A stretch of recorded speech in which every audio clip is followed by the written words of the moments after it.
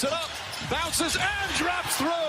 Another bounce for the Toronto Raptors. Mike Breen on ABC as the Raptors top the Golden State Warriors 114-110 to win the NBA Finals 4-2. The Raptors winning their first NBA title in franchise history, now the first Canadian team to ever hoist the Larry O'Brien Trophy, defeating the reigning champs in the Warriors. Kawhi Leonard was named Finals MVP. Matt Napolitano, Fox News. U.S. Military Central Command releases a video, it says, shows Iranian forces removing a bomb from one of the 2 oil tankers attacked Thursday in the Gulf of Oman. U.S. says that suggests Iran is responsible for the attacks. Officials say USS Bainbridge, a guided missile destroyer, rescued 21 sailors. The aircraft carrier sent to the region early last month had just completed a port visit to Oman. The head of American forces in the region, General Frank McKenzie, was recently in the Middle East, warning of an unspecified imminent threat from Iran and its proxies. Fox's Jennifer Griffin. Strong reaction pours into President Trump's comments that he would accept information about an opponent from a foreign source. Speaker of the House Nancy Pelosi shows clearly, once again, over and over again, that he does not know the difference between right and wrong. When I watched the Democrats, they did what was wrong. They actually funded the entity. House Minority Leader Kevin McCarthy referring to an anti-Trump dossier paid for by the Clinton campaign. It relied on research from a former British intelligence agent. The FBI later used that dossier to obtain a secret court warrant to snoop on a Trump campaign official. Fox's Tom Graham, and this is Fox News.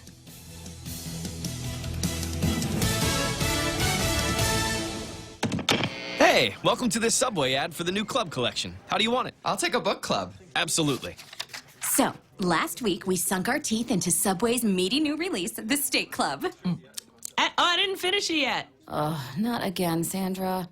This week, it's the new Southwest Chicken Club, also by Subway. No spoilers, but there's a tasty twist. Jalapeno cheddar bread and guacamole? Sandra, get out. Subway, make it what you want. Good ending. Limited time only at participating restaurants. Liberate your mind with laughter. Budweiser presents Hypnosis Comedy coming to Guam Liberation Weekend. Half a day, Guam. I am comedian hypnotist Rich Guzzi, and I can't wait to see you July 20th and 22nd at the Sheraton Laguna Hotel. With local comedy legend Frank Rios opening the show. $25 general admission, $35 for VIPs. Tickets on sale at 76 Circle K stations and at Coffee Slut. Special thanks to Community First, the Guam Daily Post, Delta Tires, Trivision, and Choice Broadcasting. You will have the time of your life. Liberate your mind with laughter is a GSPN production. Honest opinion. A New York woman's the latest American tourist to die in the Dominican Republic. Layla Cox was on vacation there starting June 5th. Staten Island Advance reports the 53-year-old woman was found dead of a heart attack in her hotel room. In April, the brother of real estate maven Barbara Corcoran was found dead in the DR.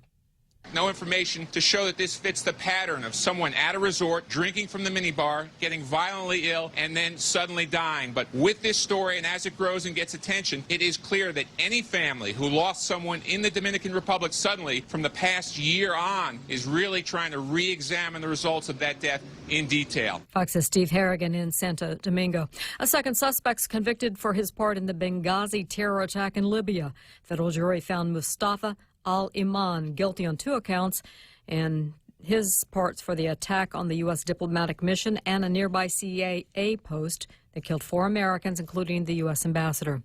In the big push to eliminate single-use plastic bags, one supermarket comes up with quite the strategy: embarrass the customers. The East West Market in Vancouver, British Columbia, has redesigned their plastic bag, complete with large font with things you might not want to get caught holding. Like one of the bags says, "Into the Weird Adult Video Emporium," like it just got out of there. Another one has a logo for Dr. Toe's Wart Ointment Wholesale. Sure, these are just plastic grocery bags, but Vancouver actually has a requirement for all businesses to have a single-use item reduction strategy. This place going with fake logos that may cause real shame, all in the name of saving the environment. John Saucier, Fox News. We're going hopping, we're going hopping. And a broadcast pioneer who helped create American Bandstand dies. Lou Klein launched the careers of Dick Clark and Bob Saget. He died Wednesday at 91. I'm Carmen Roberts. This is Fox News. Business travel just got easier. Take your data plan with you for only $10 a day to all 17 Data2Go destinations. Never worry about additional data roaming charges when you go where your business needs you. The US, China, Thailand, and so much more. Have the assurance you need to check emails, surf the web, and stay connected. Call 688-2677 today to make sure your account is data to go ready. Docomo Pacific.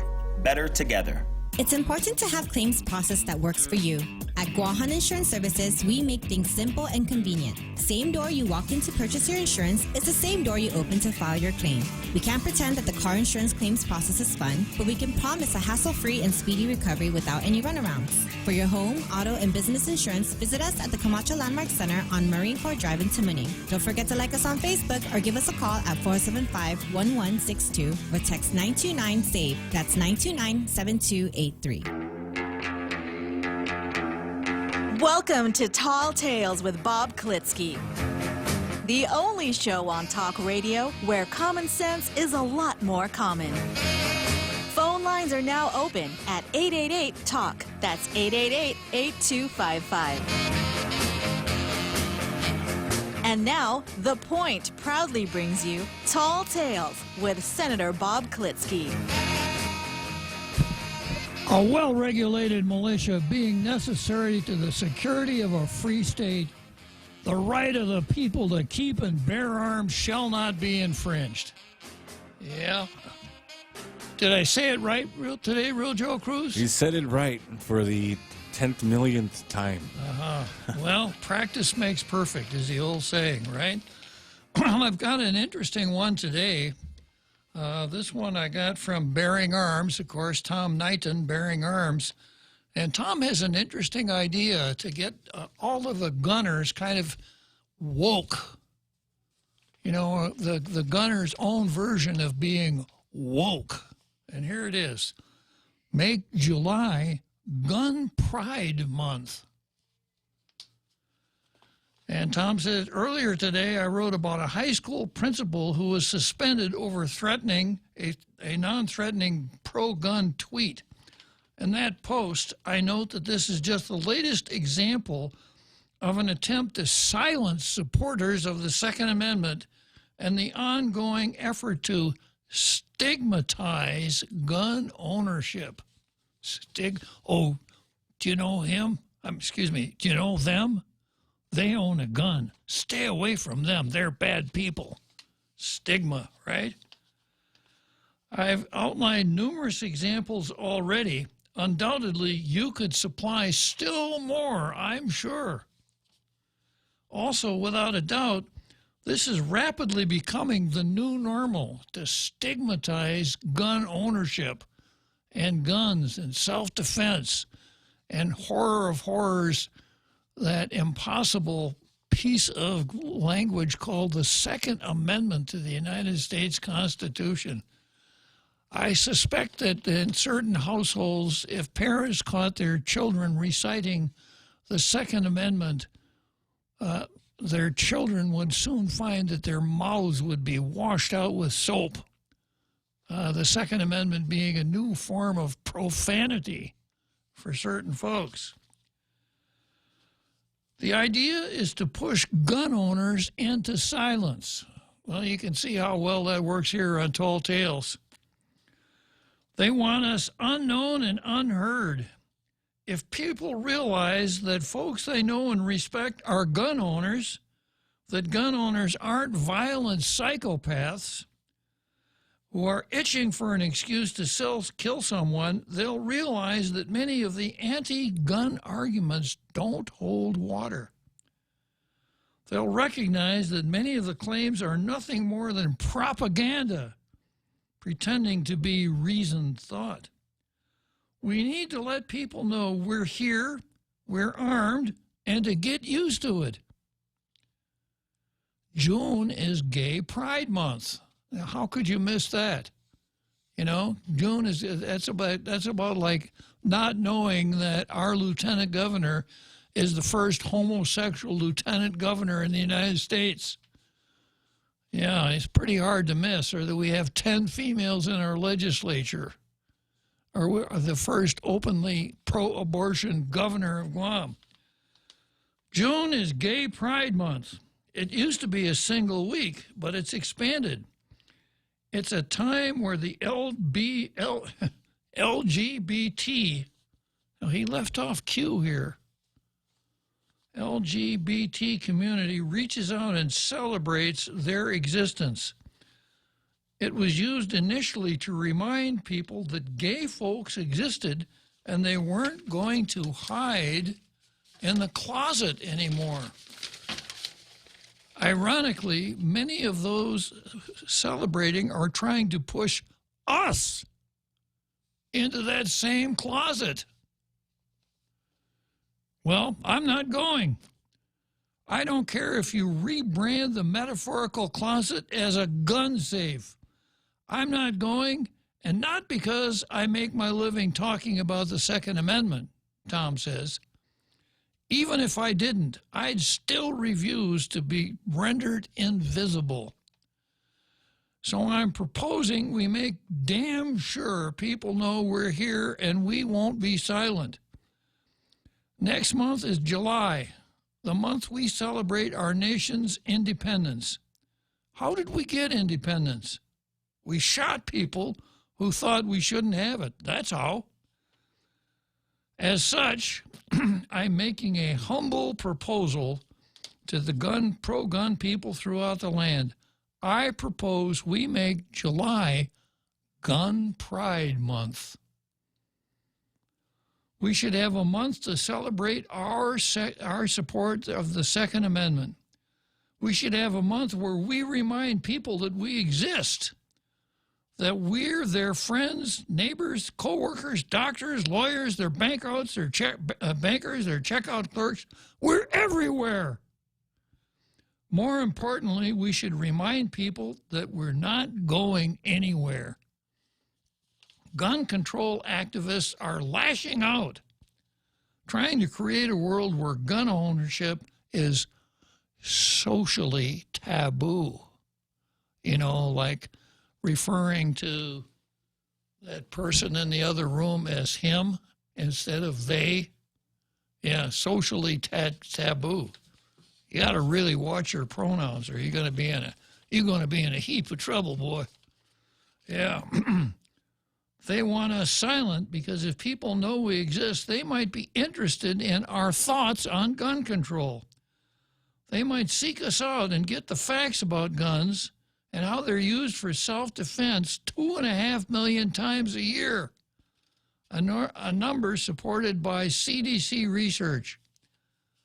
They might learn that contrary to what some claim, many gun owners aren't racist, xenophobic, sexist, homophobic haters who despise everyone not like them.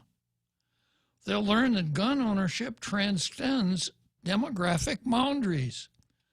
They might learn that everything gun control activists try to claim is wrong. Not only that, but we get to spend the month of Independence Day celebrating the ultimate proof that we truly are independent. Let's start showing our support for our gun rights by using the hashtag Gun Pride Month on pictures of us using our firearms responsibly posted on social media. Let's start printing T-shirts and posters.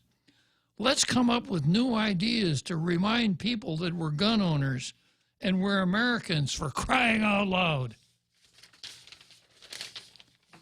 And finally, we're here. We've got gun gear. Get used to it. So I think that's a great idea. And, I thought about it a little bit more.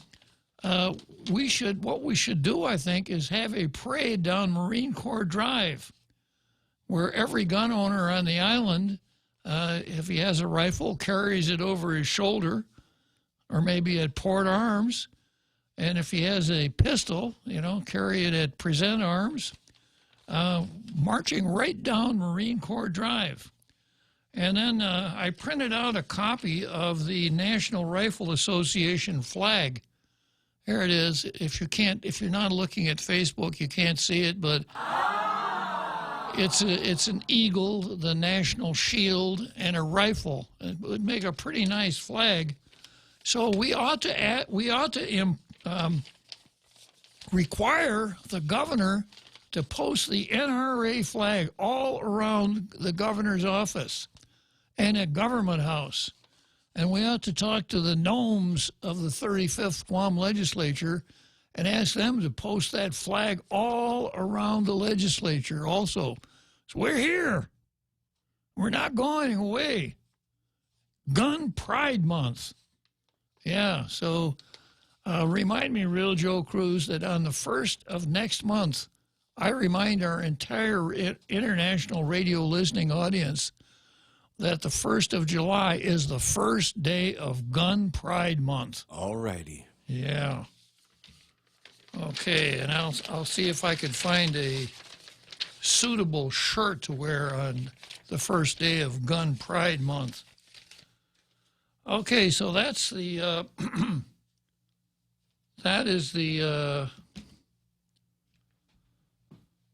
that's the Second Amendment portion of the program, and I had an update. I don't think I can find it here. Probably not. I'm gonna just take a second to go into my iPad here and find something to update you on the Taipei 3. You remember the Taipei 3? Well, they're supposed to be coming back today.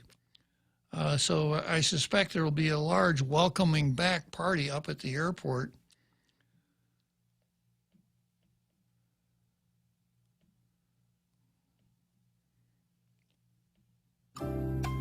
Yeah, it's just going to take me a second here, Real Joe Cruz. Bear with me.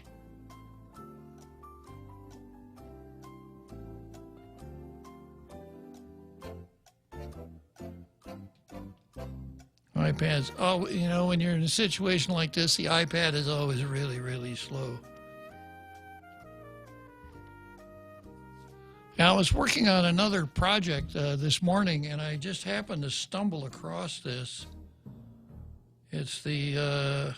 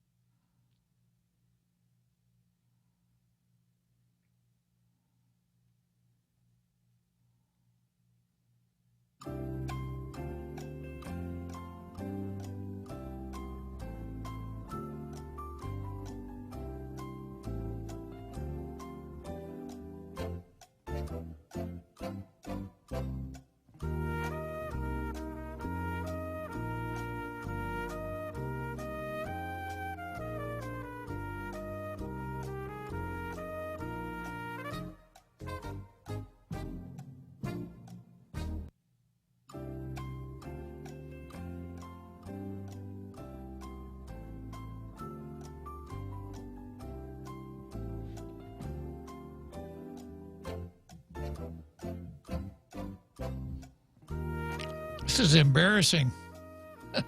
Taking me too long. I had it printed out and I just didn't bring it along with me. Technology. Yeah.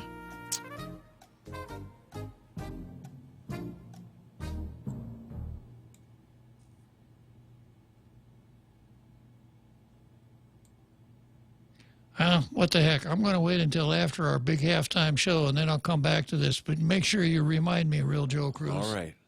Okay. So we've gone through the Second Amendment portion of the show. We've pretty much decided that next month should be Gun Pride Month, right? And we've kind of gone through the time waster portion of the show where I was looking for something that I couldn't find. The only reason I couldn't find it is because I'm looking for it. This morning I stumbled across it when I wasn't looking for it.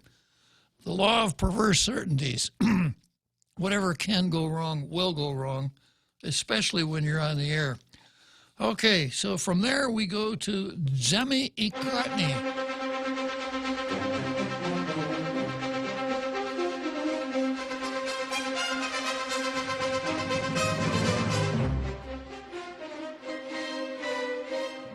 And you'll recall that this is the part of the program where I examine the editorials of the two newspapers and I go over them with my blue pencil, looking like a hawk for grammatical mistakes and mistakes in English usage. And when I find them, I trumpet them to the entire international radio listening audience, hoping to serve as something of a teachable moment for the folks down at the editorial boardrooms. Having done that, I examine the editorials for content, clarity, correctness, and alliteration, and I will probably analyze each as I go through, and when I'm finished, I will award the better of the two, the coveted blue star. If it's the blue star never goes by default.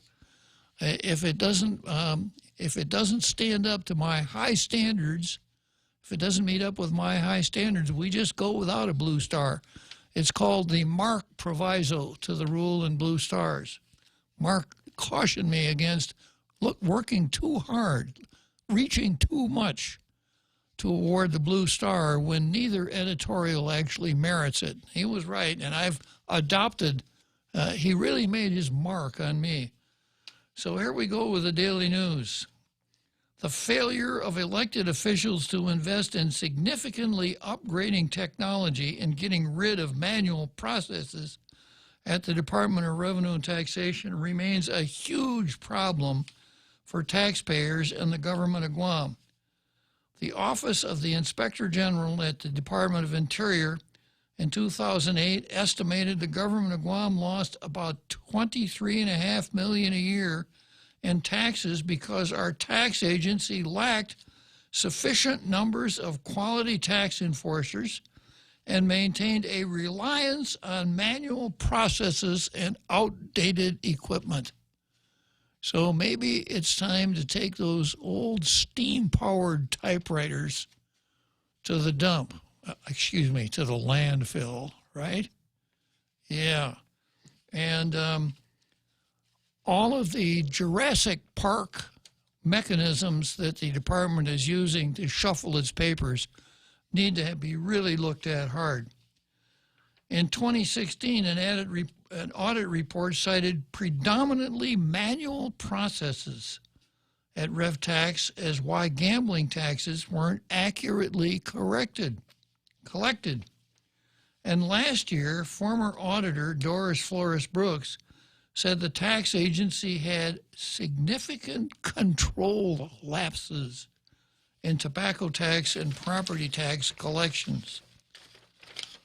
The biggest challenge that they face is they continue to be a manual operation.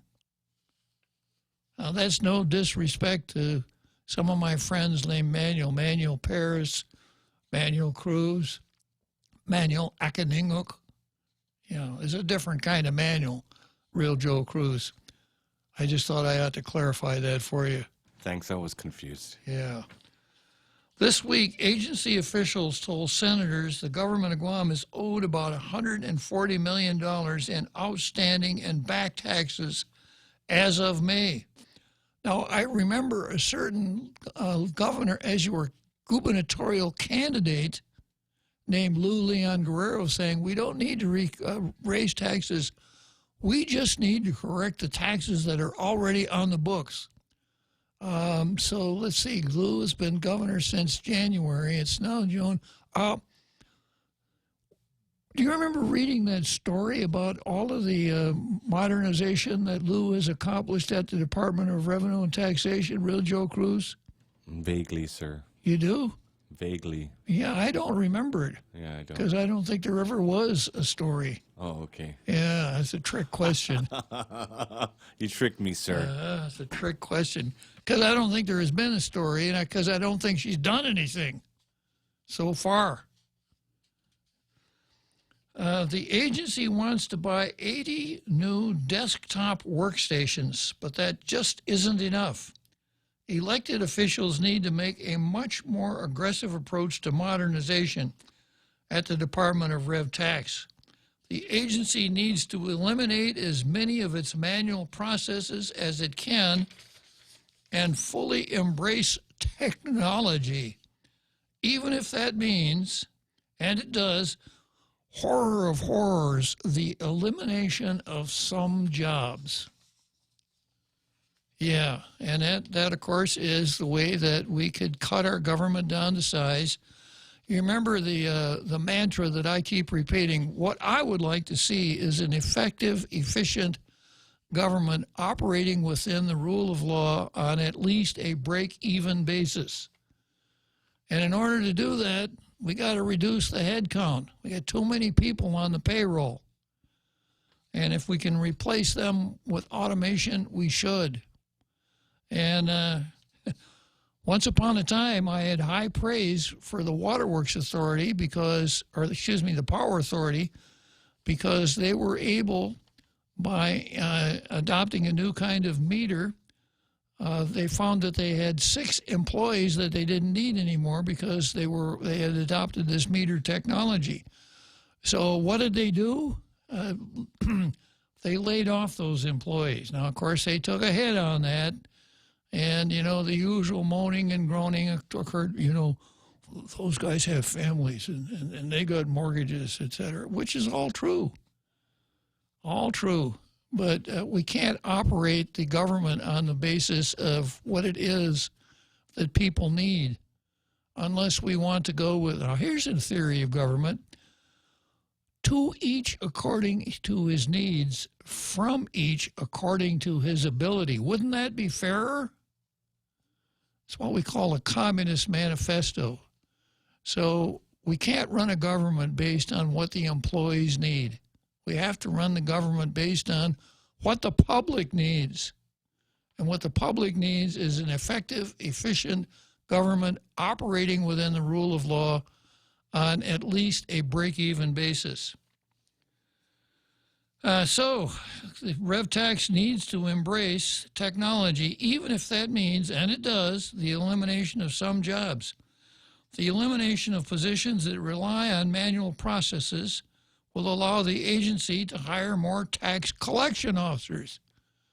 And of course, that's what you're talking about when you're talking about efficiency. The FIC in the middle of efficiency is the same root that the word fiscal and a lot of other similar words are built around. And what it means is cost effectiveness, effective and cost effective. So maybe we don't have enough tax collectors and we got too many manual paper shufflers. So the idea is not to have as many paper shufflers, to have more tax collectors. Now, if the paper shufflers could become tax collectors, fine. But if they can't, that's the way it is.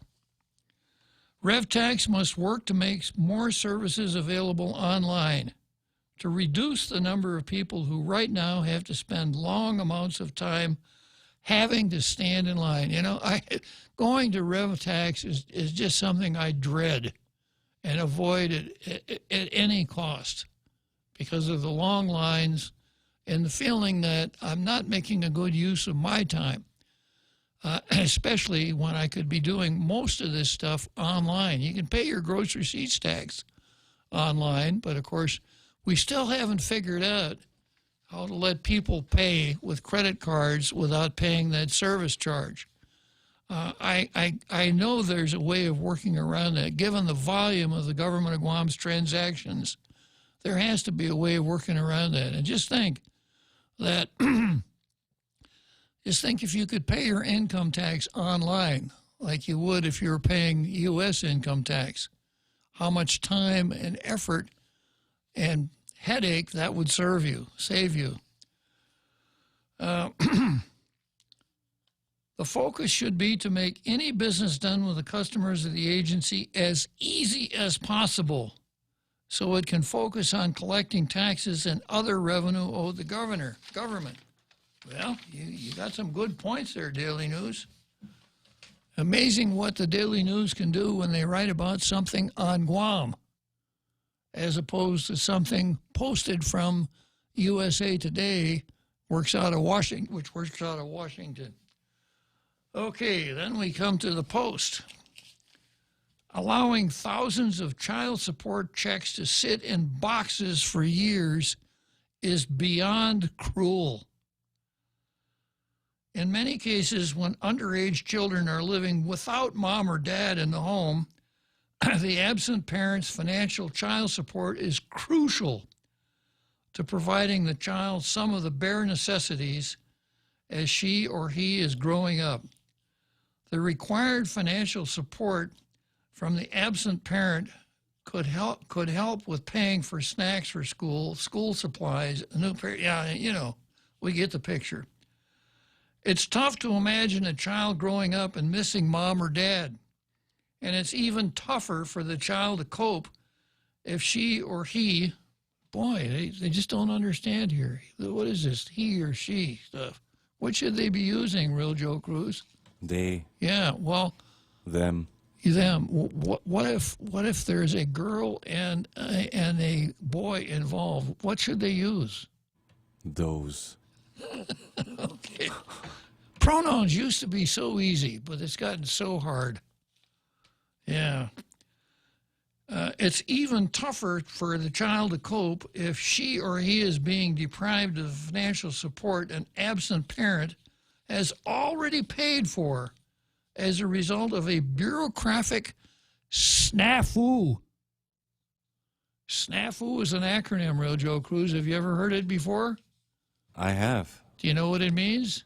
I could think about it and probably figure it out. Better not to. I'll tell you during the break. It's not fit for our international radio listening audience. See. Yeah. I'll tell you. I'll give you that right after I find that site in the Guam Code Annotated that I couldn't find a few minutes ago. Okay.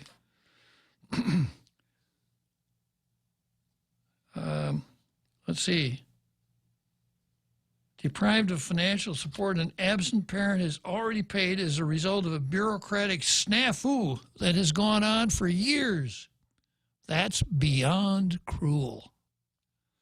The Office of the Attorney General under A.G. Levin Camacho, who has been in his elected position less than half a year, needs to find out and tell the public exactly why, under his predecessor or predecessor's time, millions of dollars of child support payments have been left unclaimed. If a child support is mailed and then returned to the AG's office because the child's home could not be found, you'd think that those responsible for delivering the child support payment would do their best not to leave the checks and paperwork sitting in boxes upon boxes for years. We wouldn't treat our own money that way, would we, Real Joe Cruz? No, sir. No. Camacho on Wednesday announced the start of efforts to clear the backlog of $5 million in unclaimed child support payments that number in thousands and fill boxes in the Child Support Enforcement Division office. Next thing, we'll have to rent storage space to store those boxes. He also said the office needs funding to hire more people to carry out the locally and federally required mandate of ensuring child support gets paid. His office has recently tracked down 80 parents and sent them child support checks totaling $60,000 that have gone unclaimed in some cases for years. One stale check that had to be reissued was for a child whose absent parent had paid for an amount owed in 2008, more than a decade ago. Okay, well, I'm listening to Dave Brubeck's Take 5. Short break, and we'll come back to the card here.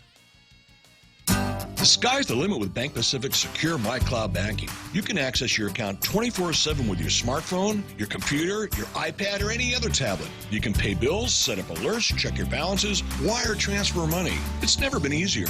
Enroll online or come on in and see one of our friendly staff. Digital Life, Digital Solutions. Bank Pacific. Bank Pacific, where others put branches, we place roots. Equal housing lender, member FDIC. Viva Bank Pacific. Here at APL, our core values give the company its heart and soul. Whether it's connecting your business with our global network through our newly enhanced service or investing our efforts into giving back to the community, APL is committed to serving you. We humbly honor the opportunity to find innovative solutions for you and your business. To learn more about our enhanced service, call 588-4651 or visit www.apl.com/Guam for more details. Welcome back to Tall Tales with Bob Klitzkie, Guam's single voice of reason. Call now, 888-TALK. That's 888-8255. Actually, I'm not Guam's single voice of reason. Sometimes it kind of feels like it, though. So, where was I here with child support? Yeah. The $60,000 is a tiny, tiny ripple out of $5 million that should have benefited child support recipients years ago. There are thousands more in child support payments that need to reach the recipients. Letting these payments sit longer is just not acceptable. While we welcome this new effort to find the children who are owed thousands of child support payments collectively worth $5 million, Camacho should also share with the public his office findings on who dropped the ball. Now we have this terrible aversion to telling people who dropped the ball. If you were watching a football game, you'd hear the play-by-play. Quarterback Smith passes to Jones. Jones is running down the sideline. He lateraled to Herman, and whoops, there was a fumble. But we're not going to tell you who fumbled the ball. We'll tell you who passed, who caught, who lateraled, but we're not going to tell you who dropped the ball. Classic example, Pika Farron at the Chamorro Land Trust Commission. So many things, so many issues, so many things that looked really, really bad. And Pika Farron said, well, we've done an investigation, and we found that no one did anything wrong. If no one did anything wrong, how did things get so screwed up? Some kind of interplanetary intervention or something like that? So if we can't get past that mentality, if we can't tell who dropped the ball, then there's no downside risk in carrying the football under your arm and figuring, well, I like basketball better, so I think I'll just dribble the football for a while and see what happens. Back to the editorial. While we welcome this new effort to find the children who are owed thousands of child support payments collectively worth $5 million, Camacho should also share with the public his office findings on who dropped the ball that has led to these child support payments remaining unclaimed for years. If bill collectors can use creative ways to find debtors, Guam's prior attorneys general do not have an excuse for allowing these child support payments to stay in limbo for so long that some of the children who needed this financial support may already be adults by now. Former Attorney General Elizabeth Barrett Anderson was asked to comment on who dropped the ball, and she said, I can't answer because that's a personnel matter. That's not in the editorial, Real Joe Cruz. That's just one of my ad libs. The AG's office has a payroll budget of almost $4 million a year for child support enforcement this budget year, and more than half of that, 66%, is federally funded. That's a decent, if not generous, amount of financial resources for the task of finding child support recipients and giving them the money they need. If a check is returned, there should be a better mechanism for the AG's office to keep on trying until the check is claimed. Hire a third-party locator. Post information on social media to encourage people waiting for child support to reach out to the Attorney General's office. Make announcements in the local media and keep a steady flow of public service announcements. And if you really want to be effective, you could reach my international radio listening audience. just by calling here, leaving. And that would probably reach more people than you could with all of those other mechanisms. There are many ways to ensure child support money reaches the kids. If you're trying to find people to hand off money, it shouldn't be an impossible task if you don't give up trying. Okay, let's see what Kellis has to say about child support and the Attorney General. Kellis? Hey, Judge. So my question is, because it sounds like this one for some years, is there a statute of limitations for, like, child support and stuff like that? And so what I'm worrying about, or thinking about, is, let's say, for example, I had paid my ex-wife money, 10 years ago. Now my son is now, 21 years old. Even though I paid out, $100,000, but since none of the checks are cash, I still have the $100,000. Could the wife or the son go file a malpractice suit against the Attorney General or the attorneys involved to get that back, or is it all just lost? Well, the only way you can sue the government of Guam is to file a government claim. And if you file a government claim, the maximum benefit you can get is $300,000. But I suspect that if you file that claim, you would not be what lawyers call stating a claim upon which relief could be granted. That would be my sense. It could be a class action suit. Well, people, I think, misunderstand the term class action suit. A class action suit is not a claim. It's just a way of grouping plaintiffs together. So if you have a large group of plaintiffs whose claim kind of sounds in a common nucleus of operative facts, and the class is so large that it would be difficult to identify each member, then an enterprising attorney can file a class action and join all those claims together in a single suit and recover some attorney's fees for his trouble. But if there's no claim to start with, the fact that you've joined a class doesn't turn it into a claim. So what I'm saying is, because like you said, we have a lot of people that have something in common, people that have not received child support for a number of years from GovGuam, and then could the federal government sue Guam for failure to perform? If you're saying that over half of the $4 million budget is from the federal government, and then we just see that we have $5 million that is not distributed, wouldn't that be a failure? You know what I'm saying? There's got to be something that you can go at GovGuam or the division that was responsible for this to make it right.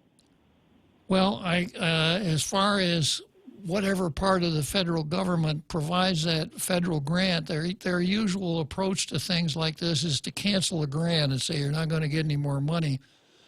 And if a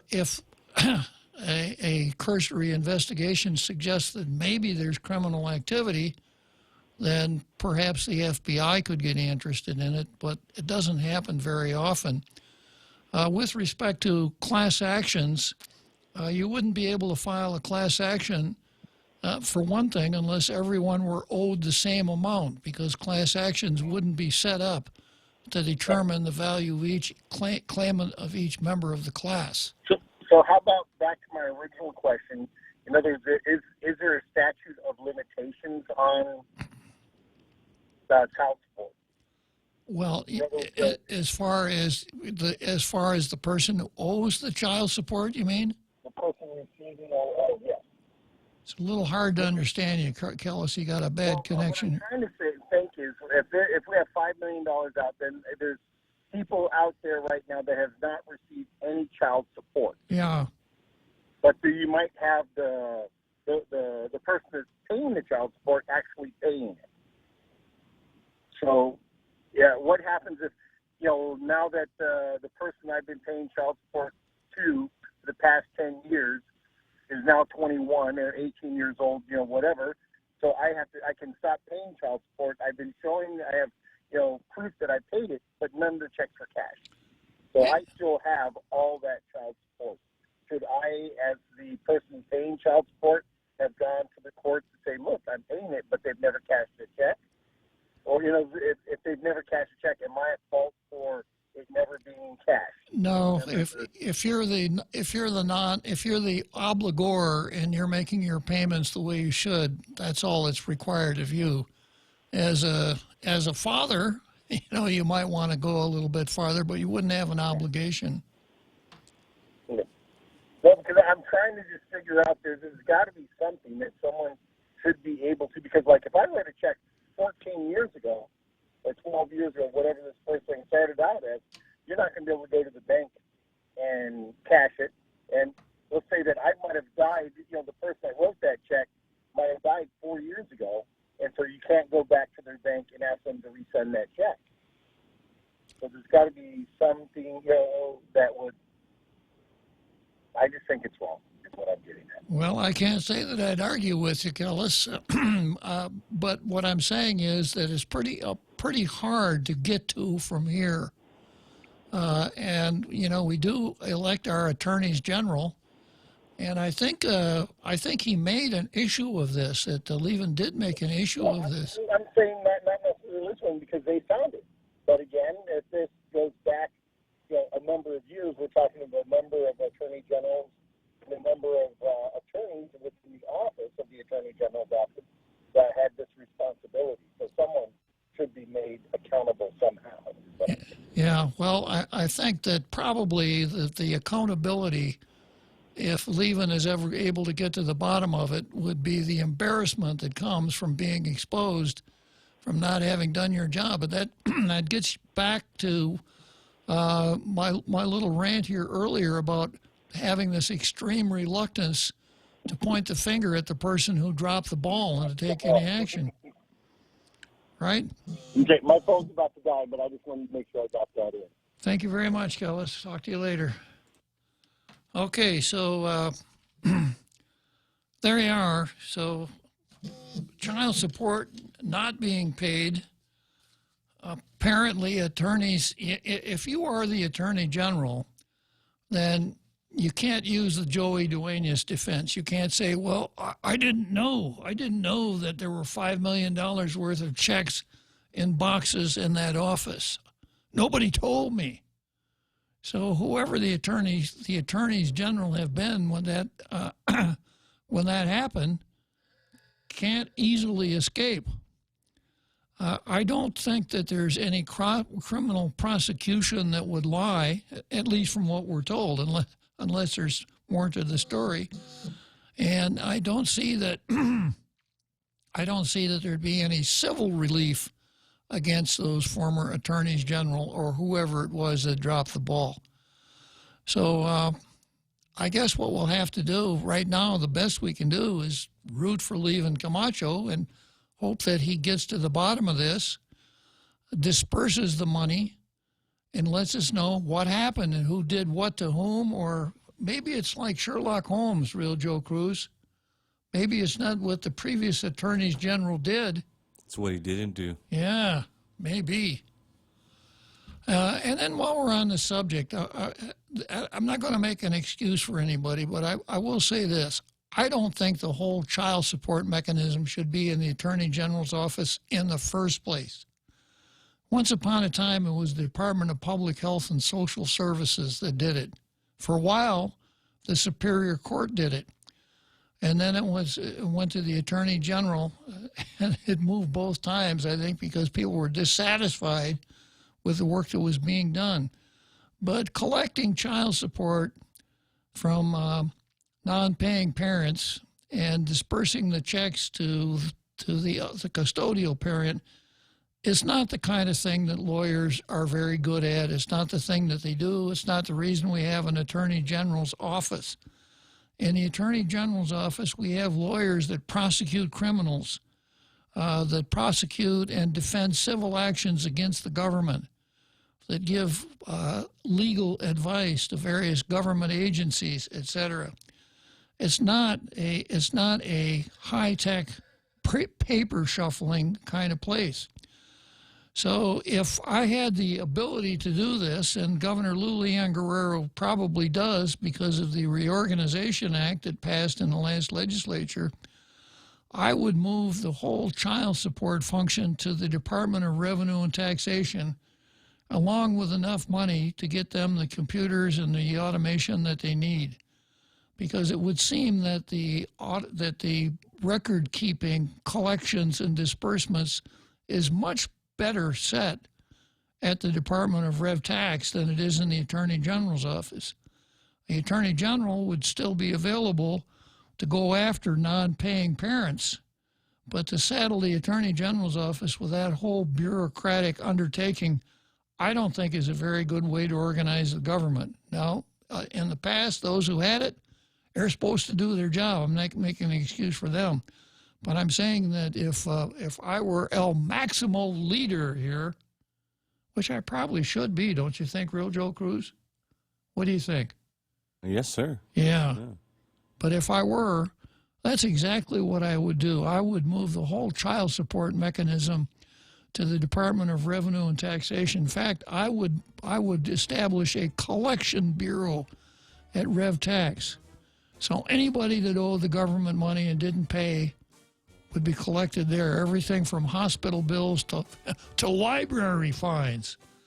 Okay, I hear Dave Brubeck playing in the background here. Short break. I will award the Blue Star, and we'll go to the card. Travel the world and then some with the 2 million United Miles sweepstakes from First Hawaiian Bank. Enter and you could win the grand prize of 1 million miles or be one of 6 other lucky winners. The world is big. Our prize is bigger. Enter at fhb.com/2 million miles.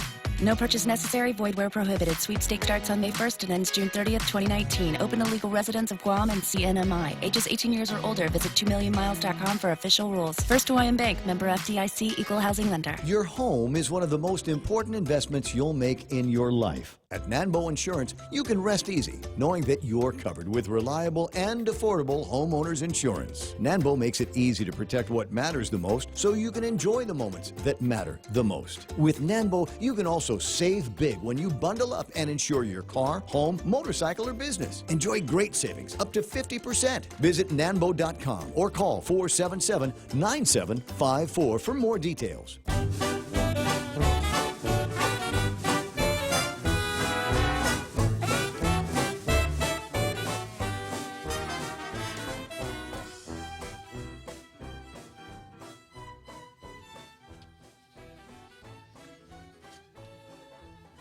Well, here we are back. I got about 7 more minutes here to the big halftime show that we've all been so anxiously awaiting.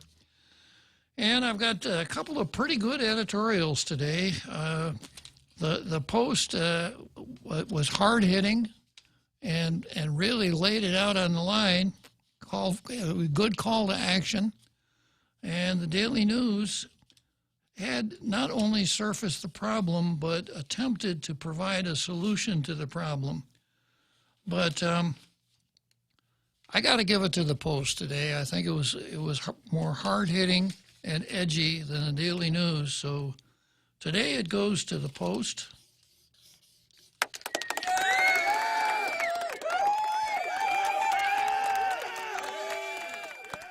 And for the Post, let's see, that's 117 to 42 for the Daily News. So yeah, exactly. Huh. Yeah, and when I went to the card, here's the card for today. I've got Alabama versus the other 44. I've got Tall Tales versus abortion procurement. I've got Maria Espinosa versus Lou and Jane. That would be Governor Lou Leon Guerrero and the director of the Bureau of Women's Affairs, Jane Flores. Lou and Jane for calendar purposes, because I don't like to type that long. I've got Bavacqua versus King George, the straw man. And that's probably about as far as I'm going to get today. As luck would have it, when I reach for the card, guess what I found? Right here. Yeah, so I've got just enough time to work this in before the big halftime show. And its titled, this sheet is called More on the Taipei 3. You remember the Taipei 3, that would be Barnes, Clint, and Tello, right? The folks that went to Taipei on an all-expense paid junket paid for by the government of Taiwan. And the question is, did that violate the part of our ethics statute that says you can't take a gift of over $200? Well, they're back today, and I expect some ambitious reporters probably at the airport right now sticking a microphone or sticking 3 microphones in their respective faces and asking them for comment. But this morning when I was working on something else, I stumbled upon this section here, 5 GCA, section 17.1, and it's entitled External Relations Commission. There is hereby created an External Relations Commission to be composed of 9 members to be chosen as follows. 3 members from the legislature to be appointed by the Speaker. 3 members appointed by the Governor. 3 representatives of private industry within the territory to be appointed by the Speaker. They serve a term of 2 years, and here is the duties of the Commission on External Relations. They are to consult with the appropriate people in, first name on the list, Taiwan, Japan, Philippines, Korea, etc., on subjects of mutual interest of the people of Guam and the people of said countries. So we have a commission, and there could be 3 commissioners from the legislature to go to Taiwan and have these discussions of mutual interest to the people of Guam and Taiwan. Yeah, but instead of that, the Taipei 3, somehow figured out a way to get the government of Taiwan to send them up there, and they didn't have to go through this thing about having the Speaker appoint them and everything like that. So given the fact that the law already speaks to who's supposed to go to Taiwan and do the cookie pushing, but they went themselves, and they went not on our nickel or their own nickel, but on Taiwan's nickel. So the next question, I just have to ask this. Has the Attorney General contacted Robert Mueller, who repeatedly refers to himself as Robert Mueller, causing me to distrust him because he can't even say his own name right. His name is Mueller. But given the fact that this commission is already on the books, and given the fact that the Taipei 3 went on their own, and given the fact that the Taiwan government paid for it, here's the big question. Is there collusion? Yeah. Robert Mueller, what are you doing in your spare time? Would you like to come out for a nice tropical vacation?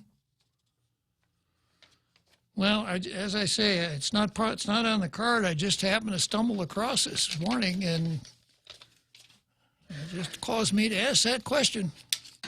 Okay, on the card, then, the first item on the card here is Alabama versus the 44 other states. And I've got to ask you a question, Real Joe Cruz. Is the Tom line open yet? Have you opened the Tom line?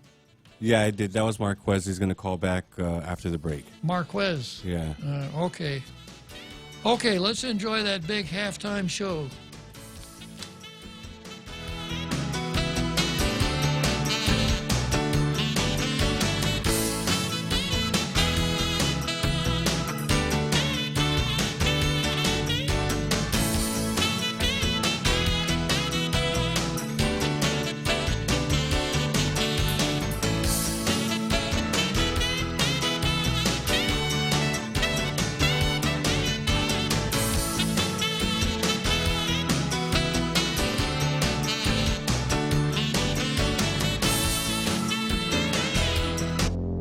The Point is KUSG, Hagåtña, Guam, 93.3 FM and 104.3 HD3. Video evidence against Iran. I'm Carmen Roberts, Fox News. The U.S. releases a video, it says, shows Iranian forces removing a limpet mine from one of the two oil tankers attacked yesterday in the Middle East.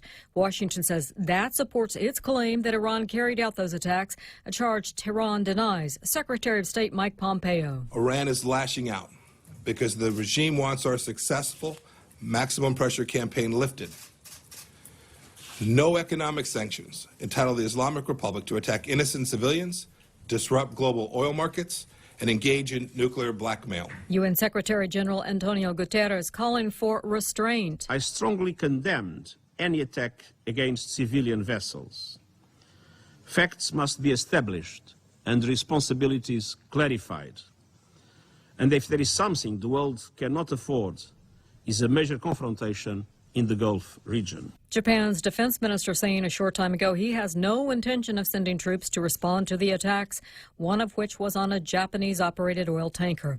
Reaction pours in to President Trump's comments that he would accept help during a campaign from a foreign country. Senate Judiciary Chairman Republican Lindsey Graham of South Carolina says the president made a mistake. If a foreign government comes to you as a public official and offers to help your campaign, giving you anything of value, whether it be money or information on your opponent, the right answer is no. Virginia Senator Mark Warner is the top Democrat on the Intelligence Committee, and he calls the president's comments shocking. Fox's Mike Emanuel. There's a new king in the NBA. The Raptors, the 2019 NBA champs. That call on ABC as the Toronto Raptors beat the Golden State Warriors 114-110 in Game 6 of the championship to claim the crown. Toronto winning the series 4-2. This is Fox News. Hey, it's Mom. Somebody forgot to thaw the chicken, so meet us at Chili's for 2 for $25. Oh, and congratulate your sister for making the basketball team. She's thrilled. Love you. See you at Chili's. Enjoy 2 full meal combos for $25. An appetizer, 2 mouth-watering entrees like our crispy chicken breast, smoked barbecue quarter leg, or smoked jalapeno cheddar sausage. Served with corn on the cob and french fries. 2 bold combos for $25. A full-on meal deal available nightly for a limited time. Together, we Chili's. When it comes to power and performance, nothing compares to Dodge. And right now at Cars Plus in Mighty, you can save thousands on many Dodge vehicles in stock during our Dodge Performance Days. Like a new 2019 Grand Caravan SE, save $4,250. Or save $6,150 on a new Durango SXT. Looking for more power? Take home a new Charger SXT Plus today for only $37,689. Or save over $7,000 on a new Challenger GT. Get more power and performance at Cars Plus in Mighty during Dodge Performance Days. Cars Plus, driven by you. News Channel. White House Press Secretary Sarah Sanders is stepping down and going home to Arkansas. Thank you so much, Mr. President. It's truly an honor. She's done an incredible job. We've been through a lot together, and she's tough, but she's good. You know, you also have tough and bad, right? She's tough and she's good. She's great. President Trump encouraging Sanders to run for governor. A plan to start industrial activity near a national treasure draws mixed reviews. A clash between environmentalists and the mining industry is looming. This as the Trump administration considers uranium mining near the Grand Canyon. Uranium in that area is considered the highest grade in the U.S. A decision could be made next month and hinges on whether or not to force the defense and power industries to enact a 25% purchasing quota on domestic uranium. Market prices have dropped. Miners are struggling. A moratorium on uranium mining around the canyon has been in effect since 2012. Critics worry renewed efforts could contaminate groundwater and say it's an unnecessary threat to tourism. Kevin Battle, Fox News. A popular travel website gets a hefty fine for making bookings in Cuba. We know that we had a levee breach that was north of here at the end of last week. There were reports of some levees leaking in and around the Little Rock area over the weekend, but the U.S. Army Corps of Engineers tells us that all of the levees are currently holding. That is certainly welcome news for so many people in this region who are certainly on edge, especially with the forecast showing a whole lot more rain coming this week. Meantime, as I was talking about that, a popular website, that's Expedia, getting a hefty fine for making bookings in Cuba. The Trump administration changing rules about doing business in Cuba. And better check your cereal's of your children. The Environmental Working Group says a new analysis shows nearly 24 popular children's cereals and other snacks contain a cancer-causing chemical from Roundup weed killer. This is Fox News. Hey, welcome to this Subway ad for the new club collection. How do you want it? I'll take a book club. Absolutely. So, last week we sunk our teeth into Subway's meaty new release, the Steak Club. I didn't finish it yet. Oh, not again, Sandra. This week, it's the new Southwest Chicken Club, also by Subway. No spoilers, but there's a tasty twist. Jalapeno cheddar bread and guacamole? Sandra, get out. Subway, make it what you want. Good ending. Limited time only at participating restaurants. Let's go for a drive. Let's take a stroll. Let's gallivant. Let's go cruising. We all have different ways to describe how we get up and go in our cars. But whatever you may call it, you can do more of it when you save 6% off your fuel purchases at any Shell station when you use your eligible Bank of Guam Visa and MasterCard credit cards. So stop by any Guam or CNMI Shell station and start saving today. Visit bankofguam.com for more information. Terms and conditions apply. Bank of Guam, the People's Bank. Member FDIC.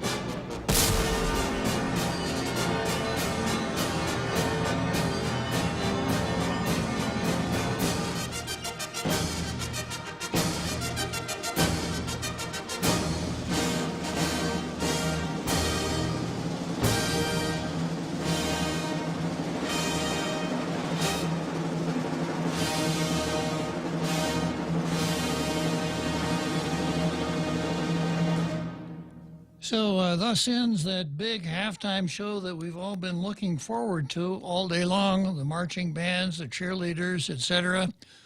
And we're back on the air. So starting the second half of Tall Tales.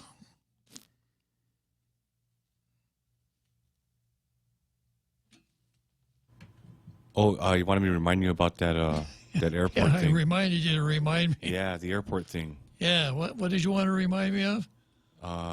You told me to find out who the guy was that was asking questions about it. About what? The airport thing? The airport thing? Yeah. Was that what it was about? Your investigation into the airport? I'll have to do a better job of reminding you what to remind me of. Yeah. Okay, we had a poster yesterday on Facebook who was very interested in the duty-free shoppers case versus the airport. And he wanted me to comment on it. And Jesse Limtiaco pointed out that I already had commented on it. And Jesse even put down the time during the broadcast when I had done it. But I said I would go ahead and do it again today just because somebody asked for it. Although, of course, you all know that these Facebook, it's Facebook Live, but you can go to Facebook, this page on Facebook, and you can look at every single episode, Tall Tales, all the way back to July 23. Not only can you do it, but I would recommend it. You know, it's a tremendous source of information, knowledge, facts, legal legerdemain. It's even kind of entertaining sometimes, right, Real Joe Cruz? Yes, sir, absolutely. Yeah. Okay, so here's the deal on duty-free shoppers and the airport. You recall the airport, the duty-free shoppers was trying to get the minutes from several executive sessions that the airport had held. The law on executive sessions says that when a board meets with its lawyer, and if it does things the way they're supposed to be done, a transcript must be prepared, but that transcript can't be released until 6 months after that meeting. Well, the duty-free shoppers filed a sunshine law request for that transcript because the 6 months had gone by and the airport had not renewed that 6 months, that protection. So the Supreme Court said you can't renew it. If you're going to extend the 6 months, you got to do it before it expires. That was part of the holding. But the really important part of the holding was this, that there's nothing inherently inconsistent with the provisions of 5 GCA 8111C7, et cetera, and 5 GCA 8, as you were 10108. That's the Sunshine Law and the Open Government Law. And cutting through all of the legalese, the Open Government Law, as you were the Sunshine Law, says that an agency doesn't have to furnish documents that are protected by the attorney-client privilege. And the Supreme Court said that even though the 6 months had expired and those documents weren't protected by that, they were protected by that section of the Sunshine Law. So the airport won. They don't have to disclose those documents until after the court case is over. Now, the decision doesn't use attorney-client privilege. It uses litigation. And what it says is that an agency doesn't have to provide documents underlying litigation until the conclusion of the litigation. So the airport is not going to have to send those documents to duty-free to DFS until after the case is over. So I hope that makes it clear for you, whoever it was. Real Joe Cruz wrote it down, but he couldn't find the paper. I think the dog ate the paper, right? This time it wasn't a case of what the dog didn't do, it's what the dog actually did, right? Yeah, yep. Yeah. Okay, so we're going to go into the card now, but before I do, I got somebody on line one. Let's see. Yeah, I got Marquez. Marquez, I'm just going to do one little thing, and then I'll pick up the phone, okay? You recall the poet laureate of Tall Tales, a certain Andrew, came up with this limerick the other day. Now, I don't really like to talk about myself a whole lot, but Andrew, this is about you. Yeah, right. So this is what Andrew came up with a couple days ago. Our Bob is a very tall gnome. We're so happy that he is at home, talking on his great show, keeping us in the know, and his name is a short palindrome. And I kind of chided Andrew on this. What is the definition of a tall gnome? A gnome is a creature of a rather short stature. So I said, well, maybe I'm one of the tallest midgets around, right? So Andrew came back today and he said, this is the obverse of the gnome limerick. And here's how it goes. Our Bob is a very short giant. On wisdom and truth, he's reliant. His feathers don't ruffle. He solves tough kerfuffle. Be grateful if you are his client. So I've been a tall gnome and a short giant. Not easy to fit into this job description, right? Okay, let's see what Marquez has to say. Hello, Marcus. Shabbat shalom, half a day. Senor Klitzkie, maybe you're, from my Irish side, my father's Irish, you're a lefty long. A what? A lefty, not a leprechaun, but a lefty long. A lefty long. Okay, well, I'll take it. Long. Yeah. Okay. Anyways, just a few things interesting, the parallels to the nation and Guam. There's a lot of whitewashing going on nowadays and rearranging of the deck chairs and so on. But when it really comes down to the business of the people, it seems like we're coming up really short on a lot of things and a lot of issues. And it seems like private interest or special interests are taking precedence over the interest of the island and the people. that they're supposed to serve, which is unfortunate. And then that brings me to my topic number 2 is the healthcare and our environment. The hospital GMH, is I actually worked on that building a long time ago when it was at Oka Point for a Korean contractor in the 70s. And I remember it a lot. And my older brother died in that mortuary. He was there. That was the first time I witnessed something like that. And but it seems like all they do is ask for more money and nothing ever gets done, especially with the accounting system and things like that could easily have been bought with commercial off-the-shelf software. Maybe they should approach GRMC and say, hey, can we get a version of that and put our logo on it? And maybe we could start doing our ICD-9s that way and coding and so on, and we could get paid like you guys get paid. But when it comes to our environment, they just had Senator Ferris, I think, had an oversight yesterday, an informational hearing, where they were talking about the environment and so on. And I wanted to give input. It was mainly an information gathering from the different agencies. And they talked about a lot of things, but they didn't talk about the polluted Agate Bay, where I contracted MRSA from. And for years, I usually don't swim down there because it smells like a cesspool at times when the rains are heavy or the power goes out and the pipes leak either on the Guam side or on the military side. And what the Corps of Engineers is doing, I don't know, with Namu River and not properly filtering it and so on. But it's contributing to a lot of disastrous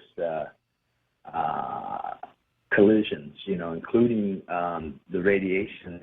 They're still receiving radioactive water all the way on the west coast from Fukushima back in X amount of years ago. And when that's just the perfect storm for all kinds of crazy stuff. So when I dove there the other day, 3 weeks ago, I went outside the reef and I came back in, and it was interesting to see the fish and the corals, and they're coming back, but they're coming back in different forms and different colors. And then unfortunately I scraped myself on the corals right outside of on the bay. Right I think you told us about your MRSA here a couple of days ago. You got some new information, Marquis? Well, yeah, I finally got treated. I had a cold laser surgery done today with Larkin Family Chiropractic. Not that I'm trying to promote any particular doctor or anything, but he has some high-end laser stuff, and I've been treated with aggressive IV-type antibiotics, including vancomycin and a few others that are prescribed for MRSA. It's nothing new because in Israel they have it a lot too, in Tel Aviv and that. So are you going to get a good result? So far, I'm feeling good. Yesterday I did over a 2-mile hike, and it's just been, some of the pus is still coming out or recreating, but I think with the laser today and I finished all of the antibiotics. So I'm feeling good. I feel strong. Well, thanks for bringing us up to date on that, and we hope you get a good result, and maybe you can give us a buzz next week and give us an update, okay? Yesterday, the EPA came out and tested the waters. They had a meeting 2 days ago to discuss, because I made a complaint to the CDC and the EPA about that. So hopefully something happened. But the final thing that I wanted to say is, what seems to be dividing us most in the two-party system here on Guam, or whether it's in the States or whatever, it's almost like it's God versus the godless, democracy versus socialism or communism. We're supposedly America was built on the belief in the Judeo-Christian God. And we used to have the 10 Commandments in our classrooms and so on. And now we just tore all that down. And we rely on a godless government to give us some kind of ethical norm that doesn't seem to be running too well. And it's producing a lot of shame for us. And I just wanted to bring that to your attention. And well, you're, as the saying goes, Marcus, you're preaching to the choir. I've been on this abortion kick here, and I've got plenty more of it today too. So you know, you're really kind of in tune with the times here on Tall Tales. Marcus, I got another caller on line two. So well, se Deus Marcy, and when forbet you. Okay. Yes, Dr. Biahi like Gatson. Okay, Francis, I want to get through this Tom Pool portion here of the card, and then I'll pick up your phone call. This item on the card is called Alabama versus the other 44. And this comes from the Gadsden Times, a newspaper in Alabama.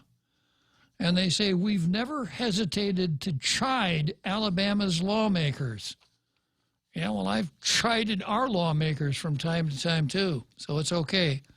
Chide our Alabama's lawmakers for actions that may have been fruitless, upraised middle fingers to the federal government, or produced ridicule outside the state. So, in other words, the Alabama legislature has been given the upraised middle finger to the federal government. Sounds pretty good to me so far. So to be fair, we're going to offer them support for the latest thing that has landed them in the headlines and cable news discussions and on partisan political websites. Governor Kay Ivey this week signed into law a bill requiring anyone convicted of a sex offense against a victim under 13 to undergo, guess what, Real Joe Cruz? Personnel matters? Chemical castration. Yeah. Sorry. Chemical castration before he can be paroled from jail. For every man who just winced at that word, no actual surgery is involved. And the article goes on to say, Alabama is not out in the ether with this. 6 U.S. states, California, Florida, Iowa, Louisiana, Montana, Wisconsin, and the territory of Guam can also impose the requirement as a condition of release, sentencing, or supervision for a convicted sex offender. So we're right in there with the 6 of the states. However, it's Alabama that's being lambasted for a return to the dark ages. And a headline on Salon. I've quoted from Salon before. Remember, that's the ultra left-wing website that I sometimes use seriously, but usually for comedy relief. Salon's referencing a quote from a state ACLU official who opposes the law, saying it, quote, presents serious issues about involuntary medical treatment, informed consent, the right to privacy, and cruel and unusual punishment.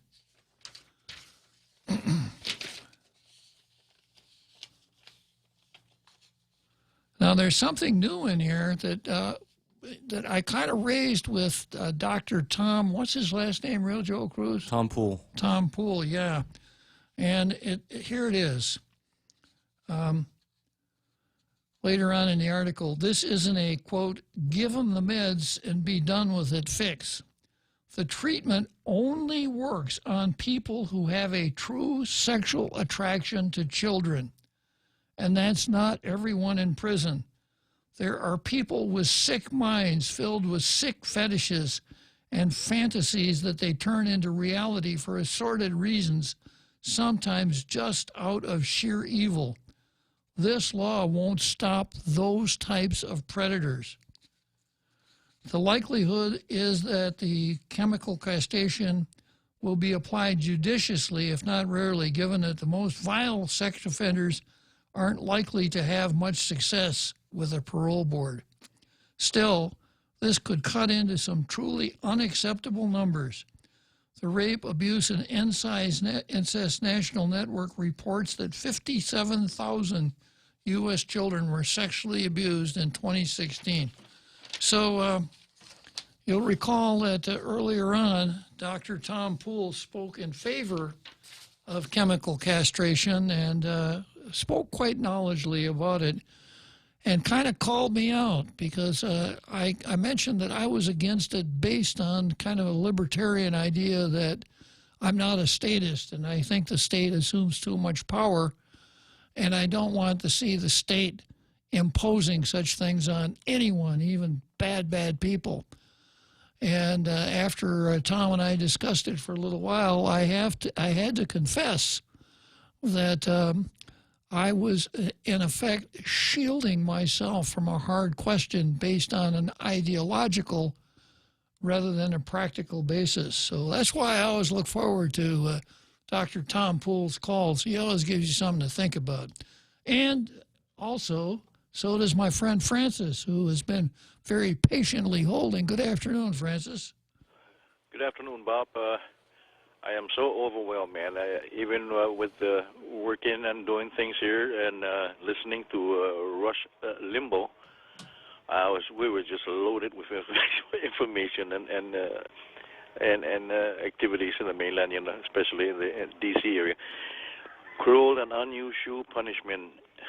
Bob, when I was over there maybe 40 years back, I went upstate and we visited one of the institution for the mentally insane.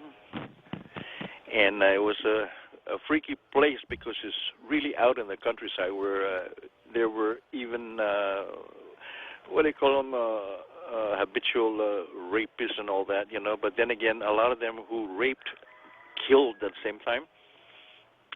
I was wondering if some of these so-called habitual, call them rapists, that feed on or prey on the innocent, the most vulnerable. I wonder if they're eligible for sentencing where we can. But then again, we don't have the money, right? Does that mean we're going to have to pay for it when we have to commit this guy into a institution for the criminally insane? Do we have to pay for it again? Man. Yeah, we'd have to pay for it. And the fact that a person does really bad things doesn't make him criminally insane. I have suggested that given the newfound interest in the criminal law, that people at the legislature ought to sit down and go through the criminal code, the sentencing provisions in the criminal code, and there are probably some crimes for which there could be no parole, that if a person is convicted, he or she, better yet, they spend the rest of their lives in jail. But the criminal insane thing, Francis, I think is kind of out of reach. The cruel and unusual punishment there, for somebody who rapes a 4-year-old, is something I really can having a hard time handling that, Bob, and maybe I'm just seeing too much and cut them down from hanging and pick them up from decomposition and stuff. But when I hear a 4-year-old, being maliciously or raped, I would really prefer to maybe build a gallows down there at the governor's office, so we can have a public something. Yeah, I suspect a lot of people feel the same way you do, Francis. But forgive me, I'm sorry. It's just, I don't know. Just there's something about 4-year-olds and kids, that just drives me to insane sometimes, But I still recover, But I've seen a lot of that stuff happening. I've even had a case back then where a father was made a welded rebars inside one of his teenage daughters and raped her, and she had a kid in that room, and we busted this case here, and all I wanted was 15 seconds, but everybody else came, because I was ready to take this guy out, man, Bob. Maybe I'm just losing it, man. Maybe all these cases with the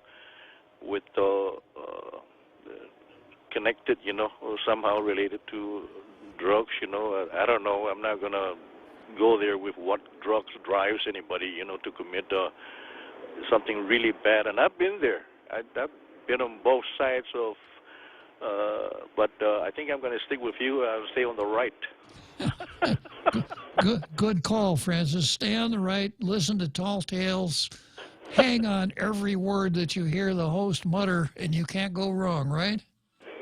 Exactly. Thanks for taking my call, Bob, and you have a wonderful evening, man, to you and the Lieutenant Commander over there. Lieutenant Commander Real Joe Cruz. We'll do it. Thanks, Francis. Okay, so Lieutenant Commander Real Joe Cruz, it's time for the 7th inning stretch. Liberate your mind with laughter. Budweiser presents Hypnosis Comedy coming to Guam Liberation Weekend. Half a day, Guam. I am comedian hypnotist Rich Guzzi, and I can't wait to see you July 20th and 22nd at the Sheraton Laguna Hotel. With local comedy legend Frank Rios opening the show. $25 general admission, $35 for VIPs. Tickets on sale at 76 Circle K stations and at Coffee Slut. Special thanks to Community First, the Guam Daily Post, Delta Tires, Tri-Vision, and Choice Broadcasting. You will have the time of your life. Liberate your mind with laughter is a GSPN production. The Extra Point with Jerry Roberts of Guam Training. Hi, I'm Jerry Roberts, and every day on The Ray Gibson Show, I get to comment on the incredibly diverse, fun, challenging, sometimes frustrating, often exciting, but always interesting world of work.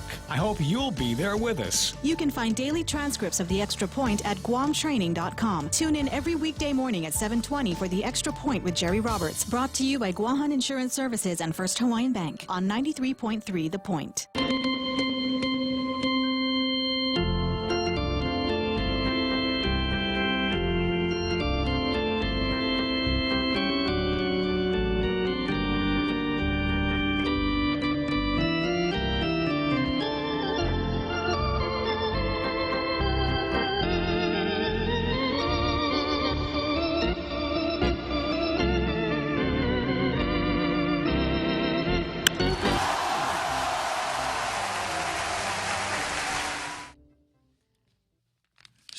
So, the 7th inning stretch, and here we are at the center field bleachers at Wrigley Field. I got out there and did my 7th inning stretch, and yesterday I saw this guy lounging around in the bleachers, and he didn't get up and stretch when it was time for the stretch. So you remember what I did with him, Real Joe Cruz? No, sir. Yeah, this is what I did. I hollered at him. I said, "Hey, stretch!"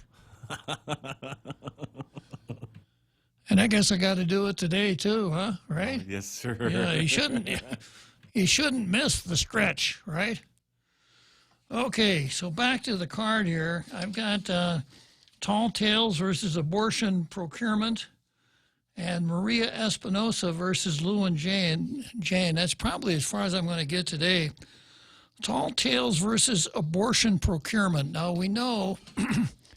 We know that our government now is out looking to hire an abortion, or not to hire, but to find an abortionist, because there's no abortionist on Guam anymore. The last one left last year. There's no abortionist here right now. There are probably a substantial number of people on Guam who are saying, well, okay, fine.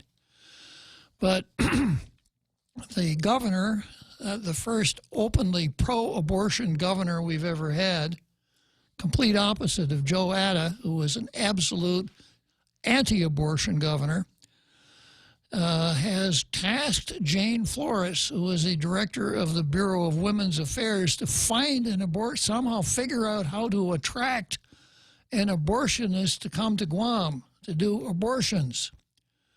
Now, I don't know if what their plans are, if they're planning to hire that person or pay their way over here. Exactly what but they're trying hard to bring an abortionist over here. So I feel about this the way I feel about a lot of other things. I understand the state of the law right now. I understand Roe versus Wade and Planned Parenthood versus Casey. And I know that the state can't place an undue burden upon a female who wants an abortion, etc. I got a pretty good handle on the whole thing.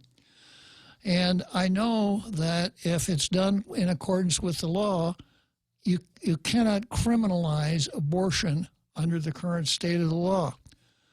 If it must be, it must be, and I've always claimed here on Tall Tales to be a rule of law guy. If that's what the law is, then we need to follow it. I wouldn't be a John Brown and go and encourage people to burn down abortion clinics or something like that. If it's the law, it's the law. However, I don't think it's a proper governmental function for our government to go out and try to entice somebody to come over here and do abortions. One, I don't think it's a proper governmental function, and I feel about this the way I feel about other things. Why would I have to pay for it? I'm absolutely anti-abortion. So why should any of my tax money go to the procurement of an abortionist? And the answer that I come up with is it shouldn't. So the national government has kind of gone through the same thing. And as far as the national law is concerned, there is a phenomenon known as the Hyde Amendment, which was an amendment placed on an appropriation back in like 1977 by a congressman named Henry Hyde, who's probably long gone. But this phenomenon, or this maneuver, is called the Hyde Amendment. And I went to Wikipedia Esquire, and this is a short one about the Hyde Amendment. The Hyde Amendment is a legislative provision barring the use of federal funds to pay for abortion except to save the life of the woman or pregnancy arising from incest or rape. Legislation, including the Hyde Amendment, generally restricts the use of funds allocated for the Department of Health and Human Services and consequently has significant effects involving Medicare recipients. So, in other words, the Hyde Amendment says you can't use federal money to pay for somebody's abortion. So I think we need a local equivalent of a Hyde Amendment. And I bring this up in the context of what I was talking about yesterday. Remember, we had quotes here from Munya and Shelton and Lee about abortion. Lee is definitely pro-abortion. Shelton is definitely pro-tap dancing. And Munya is definitely anti-abortion. And I did the head count of how many senators at least hold themselves out as anti-abortion. Well, if you are, this is your chance, senators. Contrary to popular belief, the way senators communicate with their constituents is by the bills they introduce, not the press releases that they introduce, not the resolutions that they present, not the third grade graduation exercises that they attend, etc. In my estimation, successful senators are senators that stand for something, and then they communicate what it is that they stand for by introducing bills along those lines. If the bill passes, that's great. If the bill doesn't pass, at least we know what that senator stands for. So this is a golden opportunity for a senator to stand up and say, I'm anti-abortion, and I don't want territorial officials, government officials, going off island and procuring an abortionist to come to Guam. You'll recall that we've seen news stories where Jane Flores says, yeah, we're going to find an abortionist. And she said she's going to have a closed-door meeting with public health officials next week to try to figure out how to do it. And we know that Jane Flores has said, I'm going to contact Planned Parenthood, you know, the largest abortion provider in the United States. So they're really digging in on this. So Jane Flores is a public official, and I looked through her statute, and I didn't see anything in her organic legislation that said she should be a headhunter to procure an abortionist for Guam. I don't think that it's territorial policy to spend tax money, public money, on a search for an abortionist to come to Guam. And the way to interdict that would be to have our local equivalent of the Hyde Amendment. If you're listening out there, senators, a local equivalent that says we don't spend any money procuring an abortionist. We don't use any government resources, including the time of government employees, procuring an abortionist. So I suspect that every senator has someone in his office monitoring tall tales. I think probably Jim Moylan did. That's why he finally, instead of using a shotgun, put his shotgun in the gun rack, got out a rifle with a scope sight, and actually hit the bullseye a couple days ago with his amendments to Chapter 40 of Title 8, dealing with the pretrial release of people accused of crimes. So, senators, this is your call to action. If you really are anti-abortionist, let's see that local equivalent of the Hyde Amendment. And if you introduce such a bill, you probably get some strokes right here on Tall Tales. Yeah, pearl beyond price. So, let's see, I went through the list here. Talina Nelson is anti-abortion. Joe S. San Augustine is anti-abortion. Jose Terlahi is anti-abortion. Tello Taitagui is anti-abortion when she's not in Taiwan. I don't know how what she would be in Taiwan. James Moylan is anti-abortion. And we got a bunch of no responses here that perhaps are anti-abortion, but, well, I'm anti-abortion, but, I didn't want to say anything about it because I didn't want to run it. It might be a personnel matter. So you consider yourselves called out, you senators who hold yourselves out as anti-abortion. Let's see the local equivalent of the Hyde Amendment introduced at the legislature. Okay, then I've also got Mary Espinosa versus Lou and Jane. And this deals with the demonstration that the anti-abortion gang is holding at the governor's office right now, according to what the paper says, led by Mary Espinosa, who before the election, you'll recall, was out on the corner at the Bank of Guam with her walker and a sign campaigning against the person who became the first openly pro-abortion governor of Guam. So Mary's been at this for a while. She's pretty sincere, and she has organized this rally down at the governor's office to try to get the message home to the governor, and she's also invited senators to come down.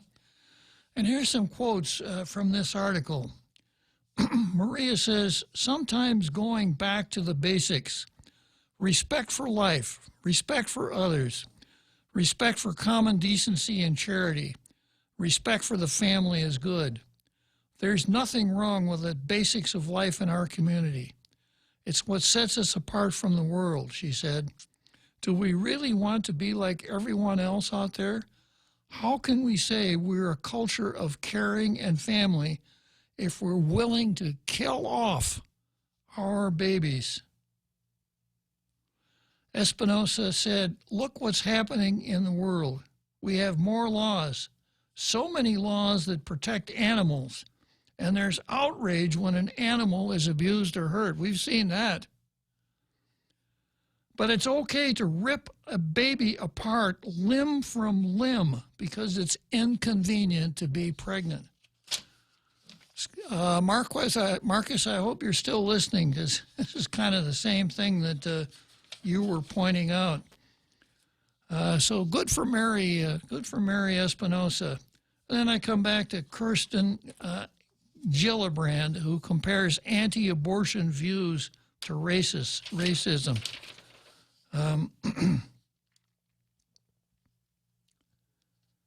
She says, I think there are some issues that have such moral clarity that we have as a society decided that the other side is not acceptable. In other words, if you're not pro-abortion, you have no other side. So when you're talking with someone who's pro-abortion, you can say, well, there are two sides. No, there aren't two sides to that question. There's only one. You have to be pro-abortion because there's moral clarity here. Anything else is unacceptable. And Gillibrand compares being anti-abortion with racism and anti-Semitism. And, I suppose, to make it really simple, we're all familiar with the N-word, and we don't use the N-word in polite society anymore. In fact, probably don't use it at all anymore because it has it is such an emblem of racism against African Americans. We don't use that anymore. So if Gillibrand had her way, we would say the same thing about he's anti-abortion. Oh, get him out of here. We certainly don't want him to be a judge or have any position of any governmental position. He couldn't make an elected leader. That's what she's saying. So how far away from Gillibrand are Lou and Jane? When Jane is using her public office to go out and recruit an abortionist for our island.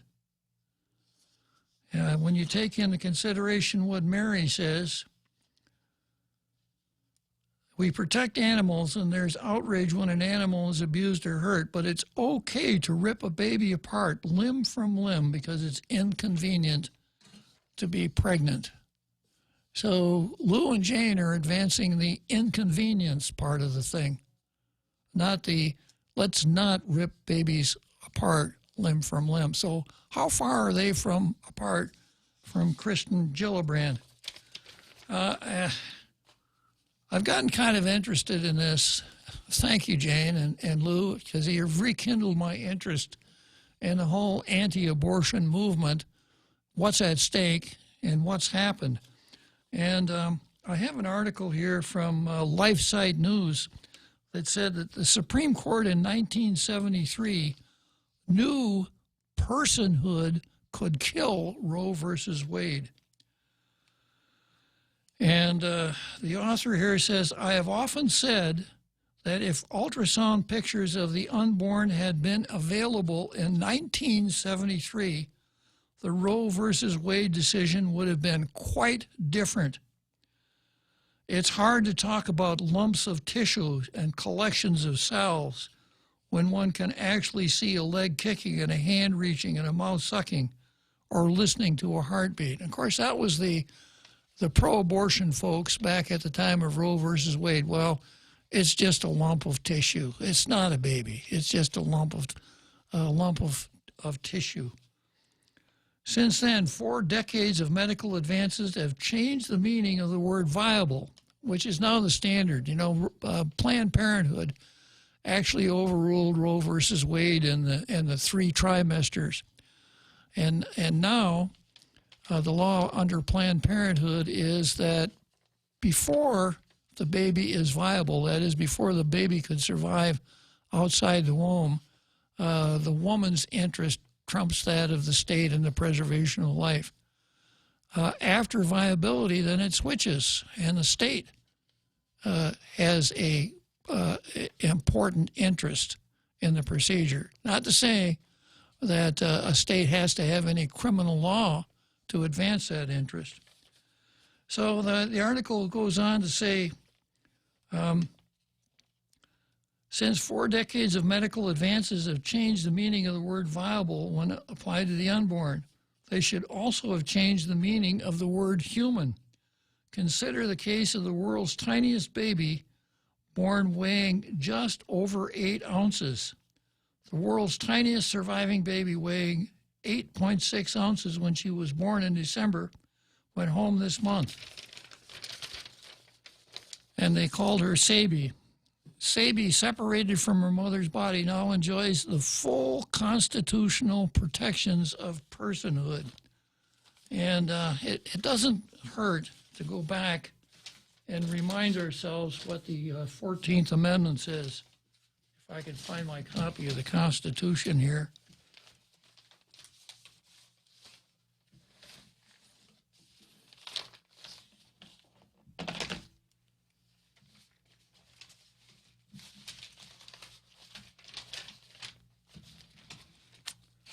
It's one of those days. When it's time to go home, I probably won't be able to find my keys either. Well, the 14th Amendment says that the state shall not deprive a person of life, liberty, or property without due process of law. A person. Doesn't say a citizen. Doesn't say an adult. It doesn't say a voter. It says a person. So, personhood. When is personhood? When does it occur? And according to Planned Parenthood, it's when the child, according to the abortionists, is when the child is born. And some of them don't even agree with that. Okay, coming up on the home stretch, coming near the end of the rainbow here for today. Maybe I can find my copy of the Constitution during the break. We know too well the inconvenience of not having power after a storm. You worry about the food in the freezer going bad. Nights get hot. It's hard finding comfort when going to sleep. These are realities. But with solar and battery storage from Micronesia Renewable Energy, these realities can be a thing of the past. The solar works during the day and the batteries power your home at night. Call 632-2613 to see how solar plus battery storage can make life a little more convenient. MRE, the smarter choice. This is Ronnie. Ronnie is about to break his piggy bank. Come on, piggy bank. Ronnie wants to upgrade his smartphone. And this piggy's gonna help me. If Ronnie had signed up for GTA's handset payment option, he could have selected a new smartphone with an affordable monthly plan. I could have what? Exactly. Sign up for HBO at GTA and don't break the bank. I'm sorry, piggy bank. Terms and conditions apply. GTA, we start with you.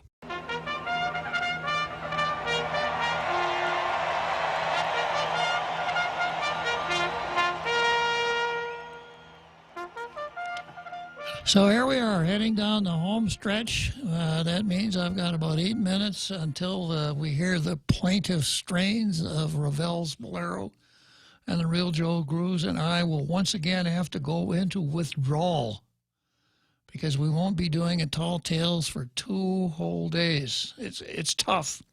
It's a struggle, but we somehow managed to make it, and we'll be back at 1600 on Monday.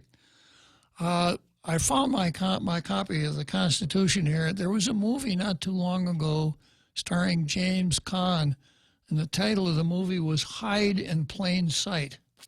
I have noticed that some of the stuff that I bring to the studio has the ability to hide in plain sight, like my copy of the Constitution here.